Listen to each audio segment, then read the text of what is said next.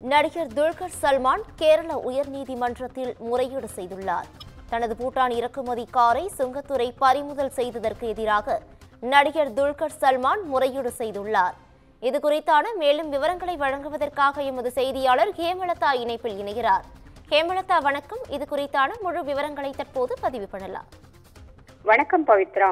பூட்டானிலிருந்து முறைகேடாக இந்தியாவுக்குள் ஏராளமான உயரக கார்கள் இறக்குமதி செய்து பயன்படுத்தப்பட்டு வருவதாக இது தொடர்பான நடவடிக்கையில கடந்த 23ஆம் தேதி ஆபரேஷன் முன்கூர் அப்படிங்கிற ஒரு இதுல பாத்தீங்கன்னா கேரளா உள்ளிட்ட பல்வேறு மாநிலங்கள்ல சுங்கத்துறை அதிகாரிகள் அதிரடி சோதனையில் ஈடுபட்டனர். இதையொட்டி பாத்தீங்கன்னா கேரளா மாநிலத்துல பாத்தீங்கன்னா நடிகர் மம்முட்டி, அவருடைய மகன் துல்கர் சல்மான் மற்றும் பிருத்திவிராஜ், அமித் சக்கலக்கல் ஆகியோருடைய வீடுகள்ல அதிரடி சோதனை நடத்தி இது தொடர்பாக பாத்தீங்கன்னா துல்கர் சல்மான் மற்றும் அமித் சக்கலக்கல் ஆகியோர் வீட்டுல இருந்து கார்கள் பறிமுதல் செய்யப்பட்டன.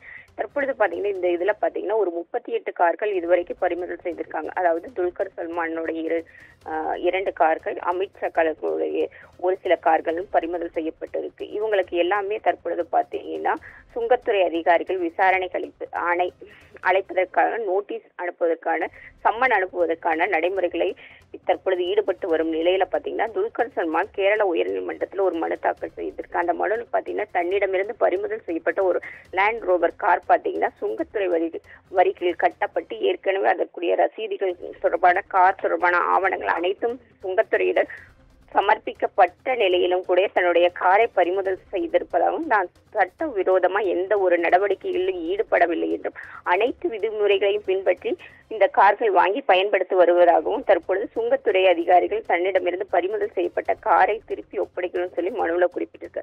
மேலும் பாத்தீங்கன்னா இது தொடர்பாக பாத்தீங்கன்னா கேரள உயர்நீதிமன்றம் சுங்கத்துறை அதிகாரிகளுக்கு விளக்கம் கேட்டு நோட்டீஸ் அனுப்பியுள்ளது. மேலும் பாத்தீங்கன்னா இந்த மனு மீதான விஷயம் வரும் செவ்வாய்க்கிழமை கேரள உயர்நீதிமன்றத்தில் விசாரணைக்கு வர உள்ளது. பவித்ரா, கூடுதல் விவரங்களுக்கு நன்றி ஹேமலதா.